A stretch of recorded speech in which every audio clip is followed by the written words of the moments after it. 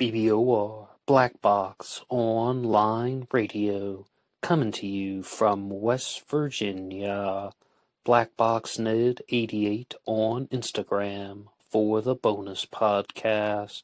And just a quick reminder, every Monday is Zodiac Mondays. Wednesday is an Ask Me Anything. That's an AMA, so please drop your questions below for things that you would like discussed here on the show. And Friday is an Anything Goes. Any subject is fair game, mostly talking about true crime, serial killers, the Zodiac Killer, but any subject is welcome. All right, so please share some ideas in the comment section about what you would like to hear about on this channel, and let's get started. And hello everybody, and welcome to the first extended regular episode of BBOR. Thank you so much for tuning in to this AMA, and let's get right to some of the questions. Now, we have a very big Zodiac Killer question that is coming to us, but first, I would actually like to steal/borrow a question from somebody else's show.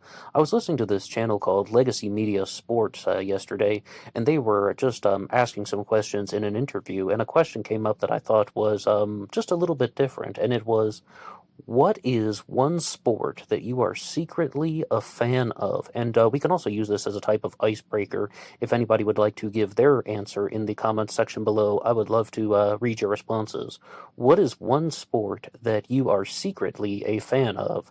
And I had to think for a second, what would really be a secret? I mean, I watch the Summer Olympics, the entirety of it.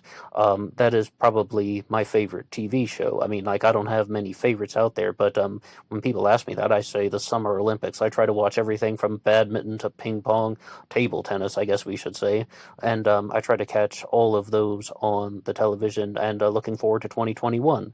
But that's not really a secret. Anybody who knows me in my personal life knows that I like the Summer Olympics, so I began to think a little bit harder, and I was like, I guess when I was a kid, I used to watch this thing on ESPN2 called Pro Beach Hockey, and it's just like it sounds. It was a summertime hockey league that was done on rollerblades or inline skates, if you want to call them that, and they were playing with the ball on a court, and they had teams like the Web Warriors and such, and I really wanted to watch that stuff again, so I pulled up just a few clips on YouTube. If I was really hoping for the full extended matches, I would have watched an entire tournament of that stuff, so I think that would have to be my answer. Beach hockey, that would be a sport that I secretly like, but if we're going to talk about the Olympics going to the winter time, I guess I'm also really into aerial skiing. You know, when people are like going up the snow-based ramp and they're doing like 5 flips in the air. I think that stuff is absolutely amazing.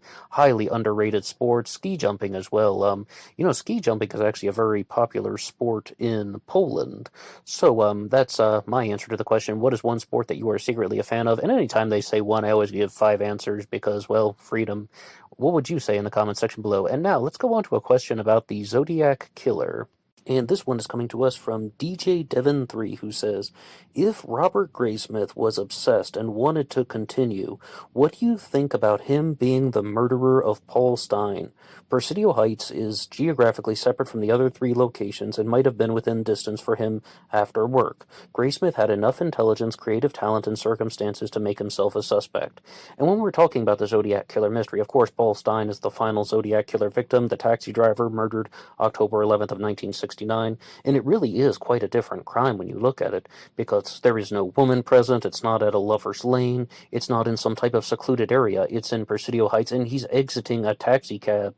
So there are an enormous amount of differences, and because we've been doing a book discussion on the myth of the Zodiac Killer by Thomas Henry Horn, which we will be continuing, there will actually be a new episode on that coming out tomorrow, but then at the conclusion of the book discussion, we will be doing episodes Monday, Wednesday, and Friday, as you heard in the introduction. So, could Robert Graysmith be a suspect in the murder of Paul Stein? Because it appears that Graysmith definitely lied in his book. And in part 8 of the Myth of the Zodiac Killer book discussion, we were really talking about how Graysmith could be an active participant in it. I can't rule it out. I can't say it's impossible that Graysmith had a larger role in the Zodiac Killer mystery. I mean, maybe he composed some of the artistic creations in the Zodiac world, but it's going to a different level if we're going to be accusing him of committing any type of murder. And it appears that the person who murdered Paul Stein was extremely sociopathic, who was just treating like Paul Stein's body as just an object, just pushing him to the floorboards so that the perpetrator wouldn't get blood on his pants.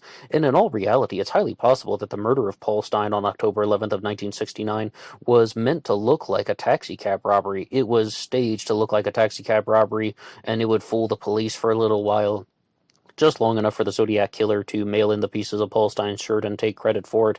But the amount of indifference that somebody showed just walking away calmly and collected, just leaving the scene of the crime, is Robert Graysmith really that sociopathic? Now, I think it's a very bold question. And with the Zodiac killer mystery, absolutely anything is possible, it seems, more or less. They're just the possibilities, which we'll say about something in just a second for. It just seems that it's so many different things could be possible. And while we know an enormous amount about the Zodiac killer because of things like the case file being released, as well as all the researchers and people looking into it, I would say that I would really have to put a little bit more thought into this before I would accuse Robert Graysmith as being the murderer of Paul Stein. But I should also note that Thomas Henry Horn, who is the author of the book The Myth of the Zodiac Killer, the one that we were discussing, says that he is going to reveal a new suspect in the near future, in regards to who killed Paul Stein. So he has a new suspect that he hasn't revealed yet. But thank you for this question. It's something very insightful and thoughtful. I'm still not convinced that Robert Graysmith is that sociopathic, but let's see what we will find. Okay, now our next comment and question is going to be coming to us from Professor Stewart, who says something about education. And he says, Ned, you mentioned that you were a former teacher. Would you mind talking about your experience as a teacher, and what do you think about the educational system? Thank you, Professor Stewart. Yes, I said in a previous episode that I was a teacher for 6 years. It's actually over a period of about 7 or 8 years. My first job getting out of college was being an in-home tutor. I went house to house, like riding the bus and just knocking on someone's door, and it was all set up by this company that was paid for by the No Child Left Behind Act. This is all in 2011, mind you. That was my first job out of college. And then I replied to one of those ads about teaching English overseas, and I went to China for 6 years, actually, and I taught ESL almost entirely, but there were some other things, like, literature, and then I taught science and math for a while, and when I was an in-home tutor, I taught a lot of math, actually. I failed algebra in the 8th grade. So many arguments in my family were over me failing algebra in the 8th grade, and then I ended up being a math teacher for a very brief period of time. Because we talk a lot about true crime on this channel, a lot of the things that I've said about education really just relate to the true crime world. And how do we put all of this together? Because I'm reading the book now, A Mindful Nation, which is all about mindfulness and mental awareness classes coming into school. Could you imagine that? Like, instead of taking something like phys ed, you can do phys ed, of course, if you want, but imagine it's like a class, like we have health and phys ed, but then you could also have concentration class, where you actually help people practice the ability to concentrate.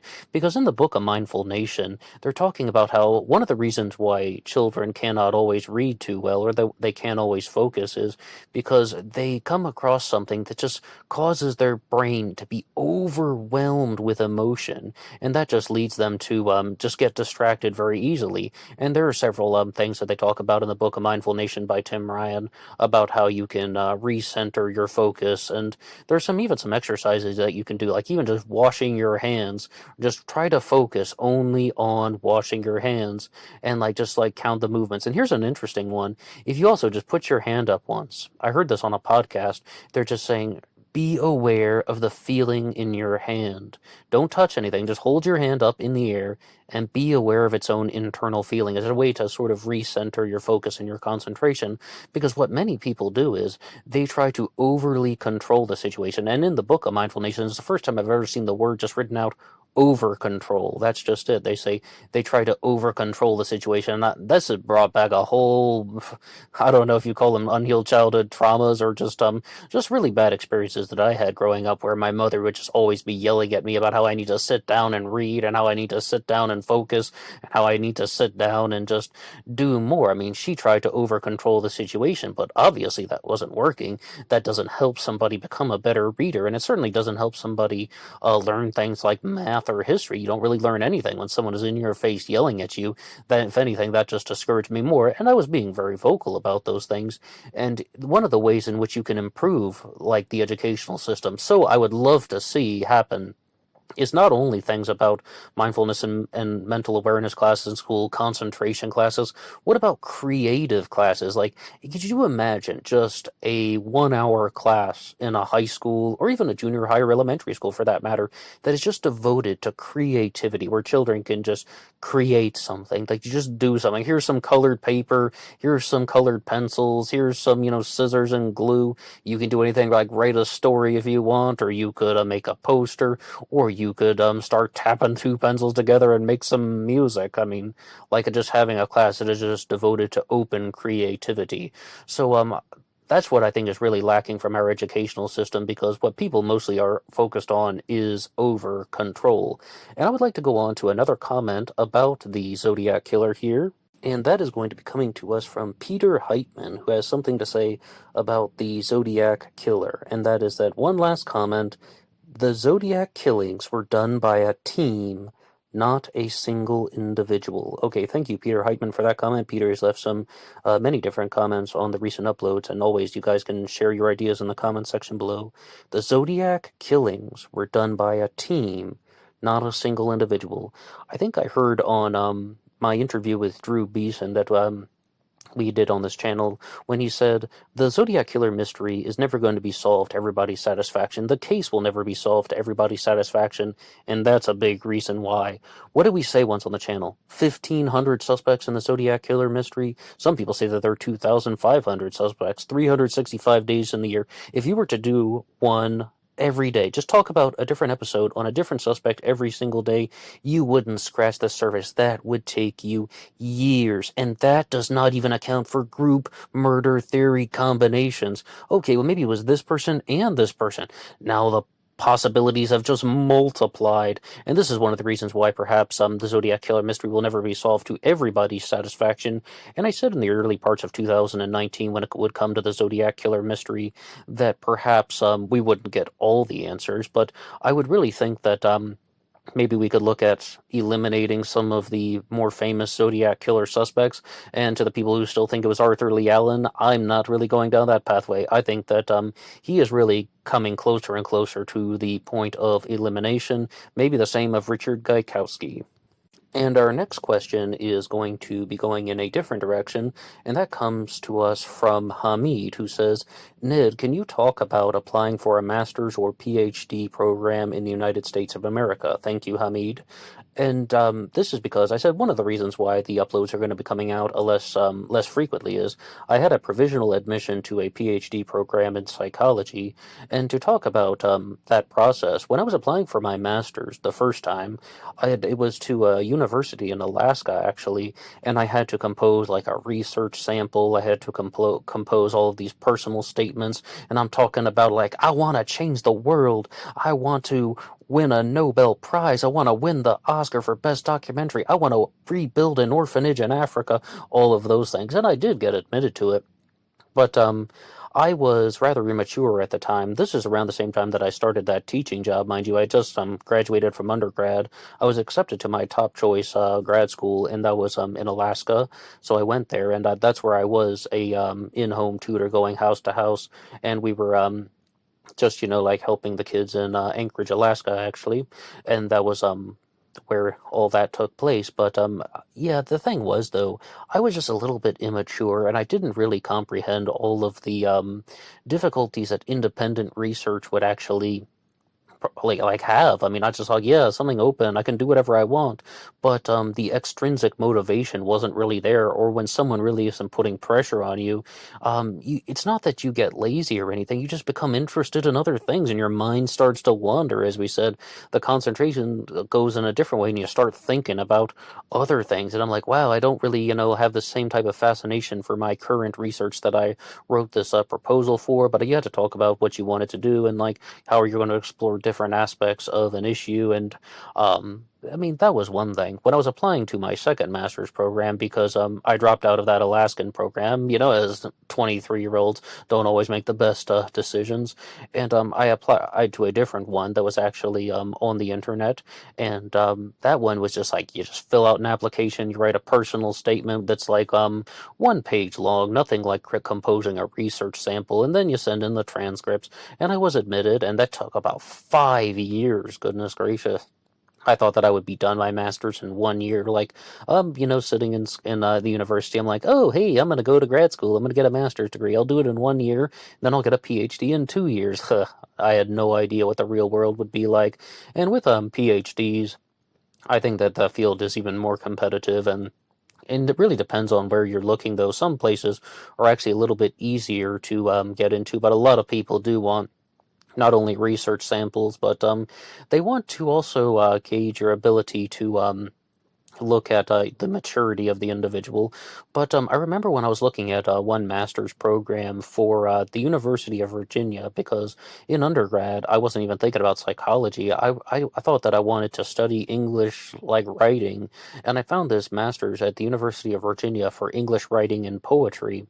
And I'm like, yeah, I mean, that's actually really what I was passionate about at the time. And they only accepted 5 people a year. Some of these programs are so competitive, and other things like the one that I did were actually much less competitive. But I think that it's all up and down across the sections of all.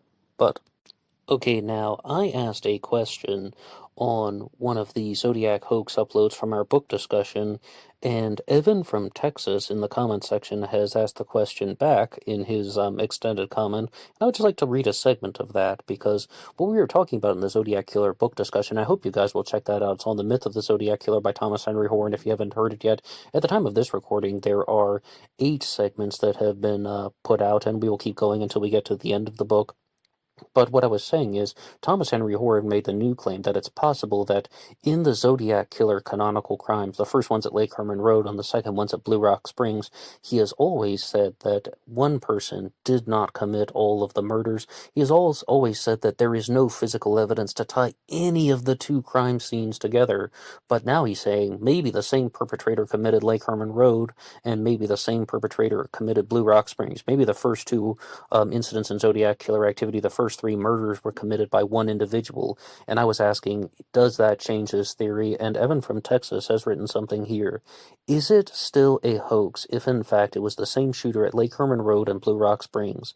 I argue yes. Remember, one of the possibilities for these letters that Thomas Henry Horn suggested, and one that got me thinking, was that a drug dealer who may or may not have been an informant was getting away with murder, or at least Solano County Sheriff's Office wasn't looking at him hard, and the letters were authored to draw attention to these cases. It sure looks like David Faraday informed the police on someone dealing drugs at his school, and he and his date were shot dead. Okay, now, first, thank you to Evan for the comment. Is it still a hoax? I mean, I don't think that would change anything in Thomas Henry Horn's theory, because at the beginning of our Zodiac Killer book discussion, we said that there are 3 major components to the Zodiac hoax theory. The idea that one person is taking credit for murders that he didn't commit, and Thomas Horn has 3 hard claims that he doesn't want to budge on, that he says that these are the ones that he can certify. Number 1, Robert Graysmith lied in his 1986 book, Zodiac. Number 2, that an individual named Hal Snook wrote the letters, and number 3, the person writing the letters couldn't have been the real killer because he had information that the real killer couldn't have known. Even if the first 2 were committed by the same individual, that doesn't necessarily mean that his theory would be wrong, or that any of those 3 claims that we just laid out were incorrect.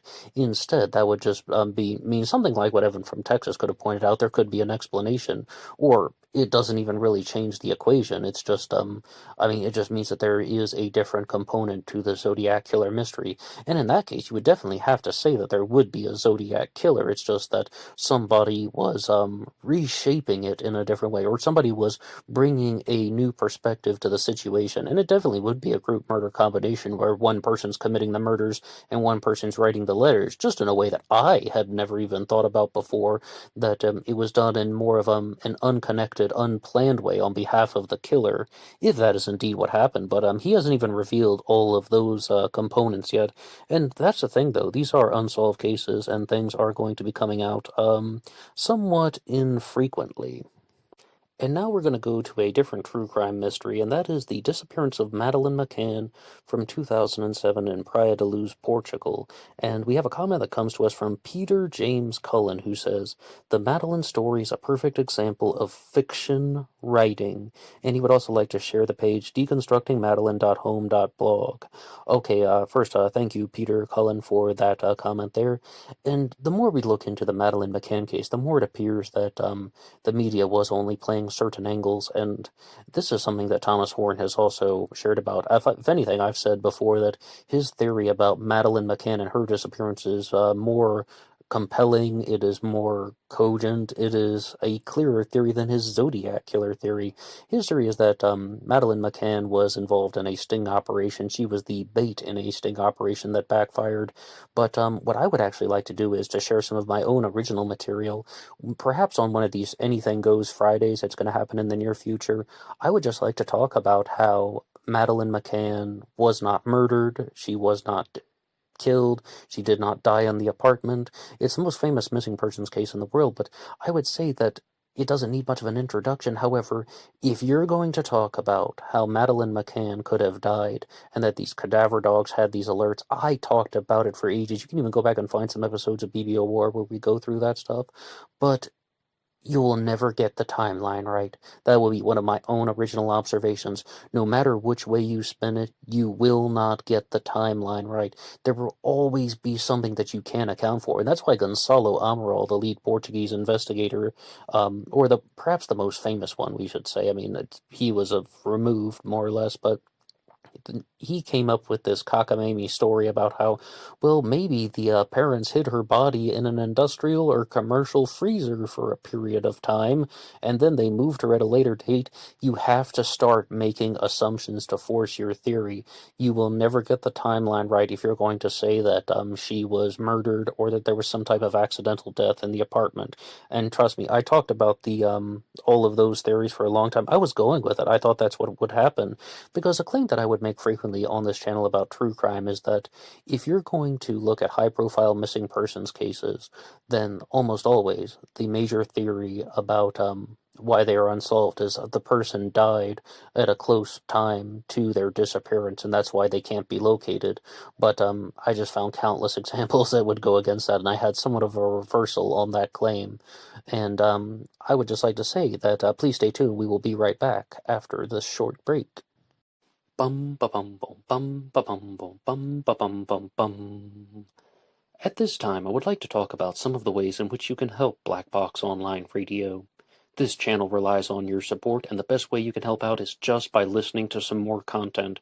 If you like what you hear, you can hit that like button, subscribe, and share with your friends on social media. But I should also say that Black Box Online Radio now has a Teespring page, and there will be some links in the description box. Please feel free to check out some of the merchandise that is available. Almost all sizes and colors are listed. So, you can also help out by going over to the Zodiac Killer channel and watching the documentary series Obsession into Darkness, parts 1, 2, and 3.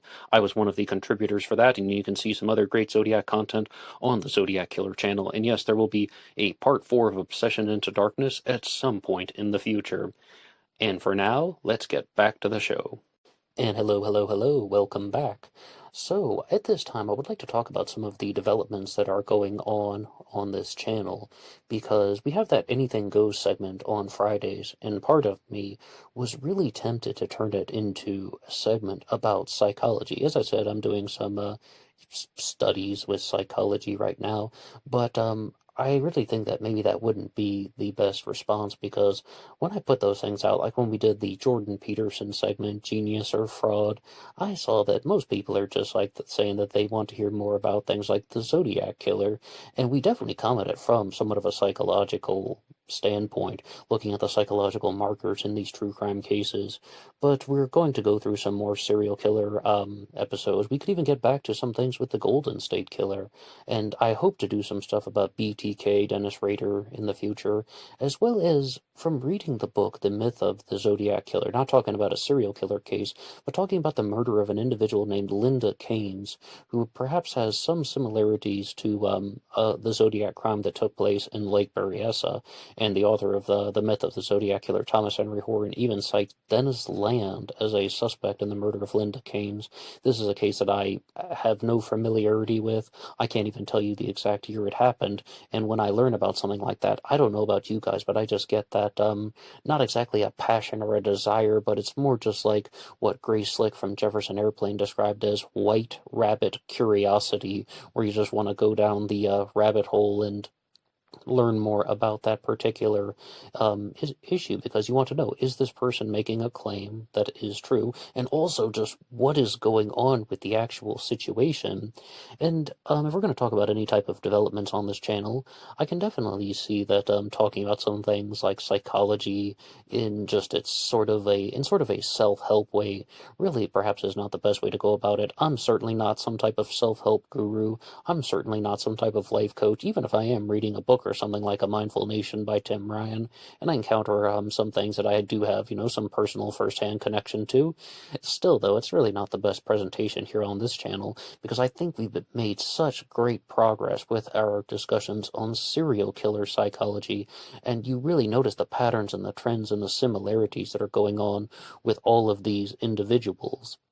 So I hope to do some things about BTK in the future, as well as perhaps explore some more of the high-profile serial killer cases. And last year, around this time, we did a lot about Bundy and Dahmer and Gacy.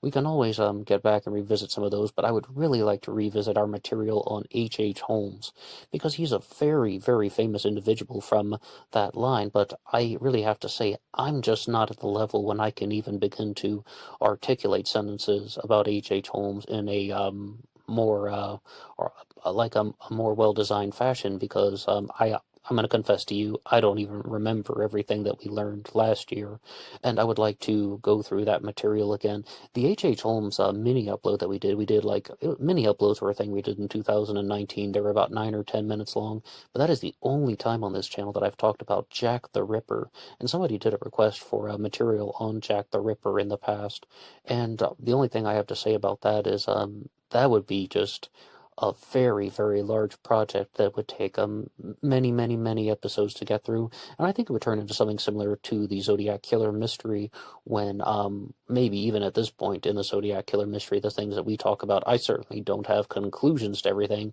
I can't tell you who committed all of the murders, and I think we'd get to a similar place with Jack the Ripper if we spent 3 years doing it.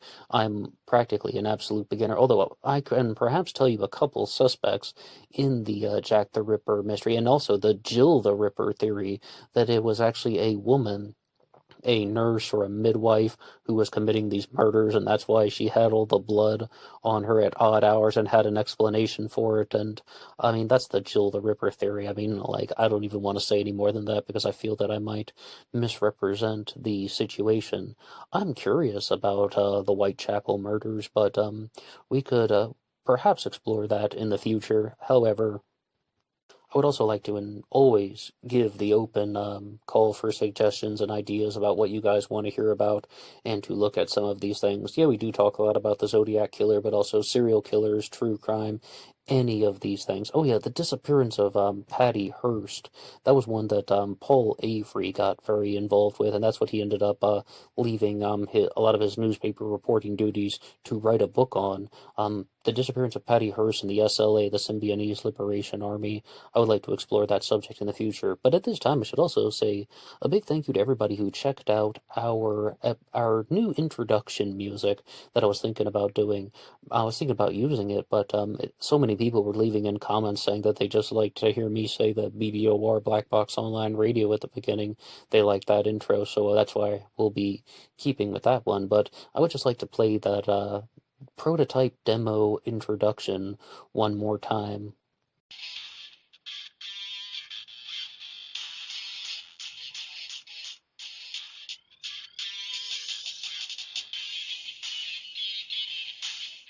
And it's BBOR, Black Box Online Radio, coming to you from West Virginia.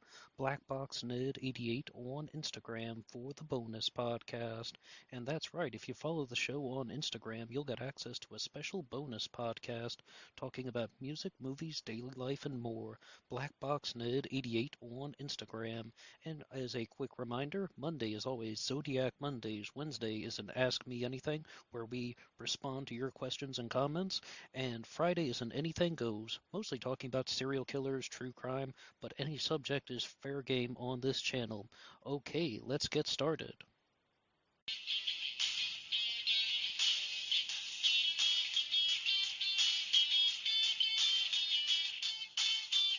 And now we are back once again.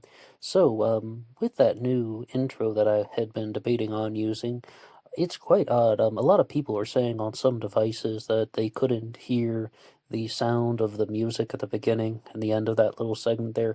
I was quite surprised about that because on my devices it almost appeared that it was too loud. I was like, oh no, that's going to be too loud for people. And then they're saying that they could hear my words, but they couldn't hear the music.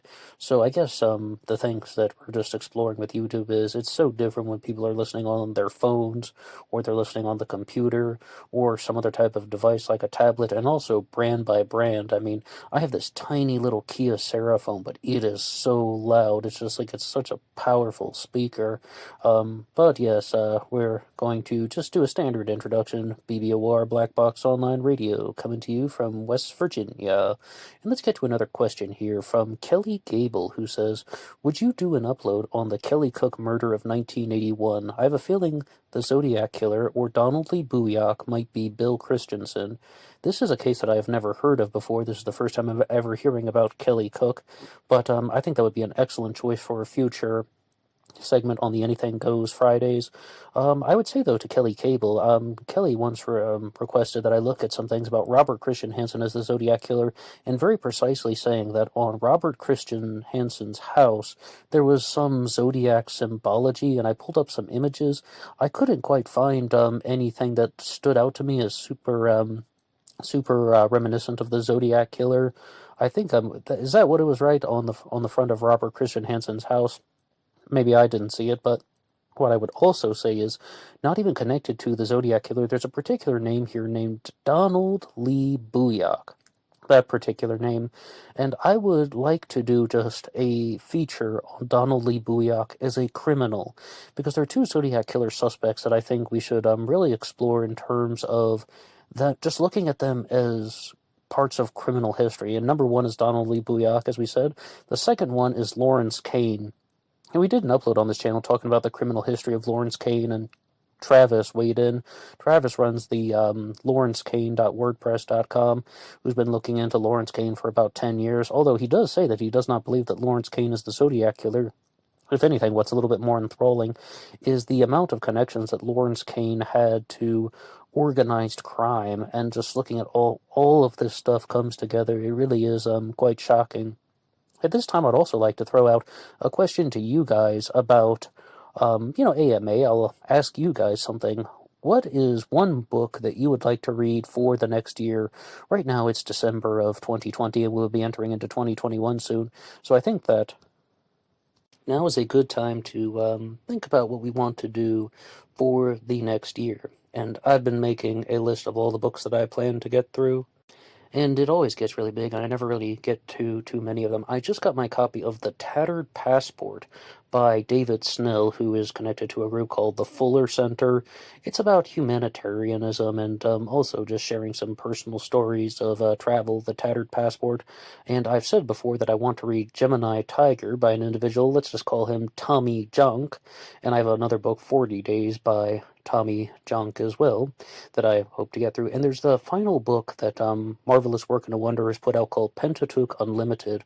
Earlier this year I read their book, The Dream of Mortal Life, as well as mostly got through Human Reality, and I did uploads about those on this channel, and that would be another example of something that I just don't believe that I'm going to be talking about anymore, because I don't think that there's a very big demand on, and the last time I talked about The Dream of Mortal Life, I got so frustrated. That might have been the most frustrating episode that I ever did. I mean, like 6 or 7 times trying to go through it, and I was just like, I just kept messing up, and I digress from that. But another book that I would put out that I think is at the height of my reading list would be How to Fail at Everything and Still Win Big. I hope I got all of the connecting words right. How to Fail at Everything and Still Win Big by Scott Adams. I talk a lot about Scott Adams on the channel because I have just started following his show again, and he said something that I think is quite relevant to our next question, because somebody wrote into the channel once and they asked me, would you ever do an upload on either Zodiac researchers on Reddit or just true crime researchers on Reddit who get really nasty when they're defending their theory, and doing something to explore that aspect of Reddit subculture about people who are just getting almost verbally abusive when they're trying to defend a true crime theory? And I would turn to the individual Scott Adams that I just mentioned, because he said something in a recent episode of his show, Real Coffee, when he said, just because someone has a different theory than you does not mean they're stupid. In fact, people who have different theories than you are often just as smart as you are. They just believe something that's different. And that's what I would really have to say. I mean, I definitely think, though, with true crime, there are much more definitive answers than perhaps what he was talking about. He was talking about conspiracy theories when he's mentioning those comments, and he's trying to say that the conspiracy theorist is not any more or less intelligent than the average person. I mean, intelligence goes all up and down, all across the spectrum. Jesse Walker wrote a fascinating book about that called The United States of Paranoia, a conspiracy theory, in which he says that what the human brain does is it puts conspiracy theories, and it's just another form of pattern seeking. The human brain is a pattern seeking organism. It likes to arrange things in patterns, and it will try to make sense of the situation. And in all reality, it has no relevance up to someone's education level, to their intelligence, their IQ, any of that. All people do that. Like, all people can arrange their thought process in that particular way. And conspiracy theory science is something that we'll have to get back to on the channel. That would be the subject that I would have to say that's not going anywhere. I love talking about that. I always wanted to know, like, what is the thought process behind a conspiracy theorist? Like, how is this person thinking, and why is this person thinking? And that's really a big question that I always found myself asking in political discussions, or even when you're just talking about other people and their conspiracy theories. I would always say, come on, do you think he really believes that? And I've really found that many people actually do believe their conspiracy theories. It's that they might have certain elements that would be put in place that they might not believe every single word of it, or perhaps they're using a particular element of the theory as a storytelling mechanism, as a type of communicative device. This is their way of sharing their message. That doesn't mean that that's a good thing to do. In fact, that means that there is a little bit of a lie in there, and we explored some of this in Alex Jones's episode Shadow of a Lie. That was one that we did here on this channel. But when it comes to doing a full episode on that, I think that we would have to leave it at that statement for now. That just because someone has a different theory does not mean that they are smarter or dumber than anybody else. They've just, for some reason, they believe that this is the particular theory about what happened, whether it's a true crime incident or a conspiracy theory. And we did have a request once to talk about John F. Kennedy and Lee Harvey Oswald, and perhaps even the murder of Lee Harvey Oswald. And I'm really just not that up to date on the Kennedy assassination. I did have a good time talking about the Mossad connections to the JFK assassination. We did a handful of uploads this year on that subject, and that was another requested topic. You guys can always drop your requests for top topics or suggestions for future episodes, much like Kelly did in the comment section below, and we will try to get to them, especially if it's not Zodiac Killer. We will do it on Fridays, but in the next month and the next year, really, we'll be trying to put things out 3 days a week. However, some things that I did learn about when I was looking at the connections between JFK and the Mossad and the Israeli government is that there's this individual named Mordecai Vanunu who becomes very influential in looking about how, I guess you'd say that there's some sort of Israeli geopolitical manipulation going on throughout the world, and it's just another thing to explore. It's just another moment of white rabbit curiosity when you want to explore things. Now, I want to say something very bold if we're going to talk about that, because I hope that those statements didn't come out like I'm taking some type of anti-Israeli, anti-Jewish stance. part of me was even thinking about doing an episode where I just provide an open call to debate about hollow hoaxers. Those are people who think that the Holocaust was a hoax, Holocaust deniers, and I personally think that the Holocaust happened and that it was real, and I would even want to just bring somebody on the show, debate them, and because I've always said if you can provide an alternative to challenge somebody's narrative, then do it. If you can easily dispel somebody's narrative, then do it. I mean, I would have to think long and hard before I actually did it. I haven't put out any upload to that effect, but there are definitely certain things that I would think about trying to prove that the Holocaust actually happened. But I don't even know if that's going to go down the right pathway because the debate is really for people at home. I mean, that's one thing we have to remember because when you're watching people on TV, the debate is for the people at home because you're like, these are two people who are set in their ways, who are just sharing different sides of the issue. And you, as the viewer, me, as the viewer, is trying to figure out, okay, now which one of these guys is making sense and are they right about this thing? Are they wrong about that thing? They're trying to evaluate all of the information, and I just don't know if that would be a very effective way of doing it because they're probably just going to turn into a giant shouting match, and there are already enough of those on YouTube. But that is something that I have thought about doing because when I was thinking about starting this channel, I was like, let's do it where any subject is fair game. And I mean, there are so many subjects that I haven't covered on the channel because I thought, okay, no, I'm not touching that one. But then I'm like, hey, wait a second. Didn't I want to start a channel where any subject was fair game? And I've even with some of these Zodiac killer suspects, like I said, I would never do an episode on Jack Torrance. Maybe I'll do one on him in the future. The reason why is I just thought there was nothing substantial there. But I mean, if any subject is fair game, why not do something like that? And I would also like to do some other things. Like yesterday on the channel, if you didn't hear part 8 to our Zodiac Killer book discussion on the myth of the Zodiac Killer, I hope that you will check that out. That one has some good stuff about the astrological connections to the Zodiac Killer mystery, and some of that was talking about how there could be astrological symbols that were used to create the zodiac ciphers, particularly in the 340, that it might actually have a very astrological meaning, hence the name Zodiac Killer.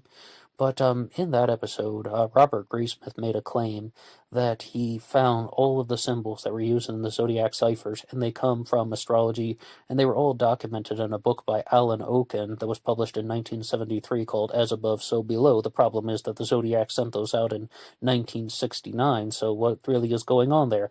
Aha, it's another mystery to solve. I know what he meant, though. I mean, so I believe. So I believe. I mean, I've never spoken to Robert Graysmith. I don't think he would ever talk to me. And if he did come on this channel, I would definitely accuse him of murdering people. You heard that question at the beginning. So, I just want to know, what really is he talking about to explore that to somewhat of a greater length. I'm not the biggest believer in astrology, but the one thing that I am curious about when it comes to astrology is that is it possible that because we record the date of our birth, that you anticipate the changes in the seasons in relation to the date of your birth? Like me, I was born in May, so like I was born in the springtime, and then you anticipate being a year older at the beginning of the summer because it's like I was born at the end of the spring, so it's like okay at the end of the summer, and then the fall has this impact on you, and then the winter has this impact on your personality and your mood and your temperament. Because when Daniel Pipes was promoting his 1997 book Conspiracy, he said that you have to accept the initial premise for astrology to work, that the alignment of the stars on the day you were born will affect your mood, your temperament, and your personality. And I was like, well, I don't necessarily know if I would go down that pathway.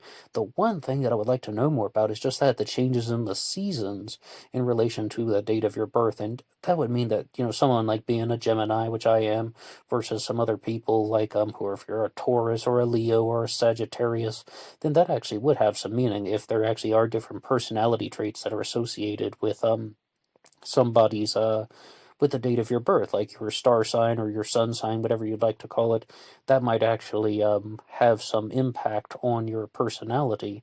And I really began to become curious about this because I know this sounds silly, but I was trying to date a girl back in 2012 who was born on August 6th. And, she didn't want to date me, and I got rejected. That's how you know the story's true. Then I started talking to somebody else, and I ended up into a short-term relationship with somebody whose birthday was August 7th. that first girl I mentioned, her birthday was August 6th. This girl's birthday was August 7th. And I'm like, wow, what a strange coincidence. Maybe it's just that Jesse Walker pattern seeking going on. But, that relationship ended. And the next person that I got into a relationship with was, when was her birthday? August 19th. And I'm like, this is odd. They're all their birthdays in August. It seems like it's all under the sign of Leo. And like, am I just really attracted to this personality trait? Or I might start to this astrological side that could be affecting the personality traits. And that's really when I began to think about maybe there is some type of connection in relation to the changes of the seasons. However, I don't necessarily know if that's true. I mean, maybe it's just a giant coincidence, and I mean, out of all the days of the year, I mean, it's possible. I mean, either that or I don't know. I mean, that's why we have to learn more about this stuff. But another book that I would add to my reading list would be The Hidden Hand by Daniel Pipes. I just mentioned that he wrote the 1997 book Conspiracy. I think The Hidden Hand came out in 1995. I wanted to read that for a couple years, but it's just there's no Kindle version. First world problems, really. But no, I really wanted to get that one electronically because I thought I could follow it much better with on an audiobook form. Maybe I'll get around to reading The Last Days of August, which is about the suicide of August Ames. That's by John Ronson. And also there are 3 novels by Eric S. Nyland that are called Dry Water, A Signal to Noise, and A Signal Shattered that I hope to get to next year. What is I would love to hear about your future reading list and also any suggestions that you guys would have. And would you like to hear more things about people like Lawrence Kane and Donald Lee Booyack just as criminals and looking at their criminal histories and evaluating their information and such? But I can definitely say that we will have some topics coming out for the segment on Friday. As I said, we would talk about Madeleine McCann, perhaps the murder of Linda Keynes. Kelly just recommended that one about the murder of someone else named Kelly. And then I'm very tempted to talk about some of the material in Robert Graysmith's book, The Girl in Alfred Hitchcock's Shower. Most notably, the murder of Myra Davis, which occurred in 1988. And maybe the substance material for the book, The Girl in Alfred Hitchcock's Shower, is a little bit different. I think that I haven't read that book, so I'm just kind of guessing based on a few descriptions that I read on Amazon.com and some other sites. It's like saying that after the filming of the movie Psycho with Alfred Hitchcock, there was a grisly murder that took place, and the body double for Janet Leigh in Psycho, who did the shower scene, like the woman who is naked in the shower, was a playmate named Marley Renfro, and she went into hiding more or less, and Robert Graysmith is drawing this connection about how she tried to fake her own death, but I don't think that's really happened. I don't really think that's happened. People who reviewed the book said, hey, this guy has no substance material, he's just splicing together different ideas, but I would like to explore, maybe what happened with that murder, and as well as what happened with the murder of Myra Davis. Myra Davis was the stand-in for Janet Leigh, who did the clothed scenes, like to test out lighting and such, and Marley Renfro did the naked scene in the shower. So maybe we'll look into those cases in the future, but I definitely would like to first get to the murder of Linda Keynes, or there's no real pattern or order to any of this, but I would like to thank everybody who's listened to our first extended edition of BBOR. This was a prototype. This was the demo, the test pilot episode. What do you have to say? And please drop your ideas in the comments section below. And until next time. Oh yeah, see you on Instagram for the bonus podcast. Until next time.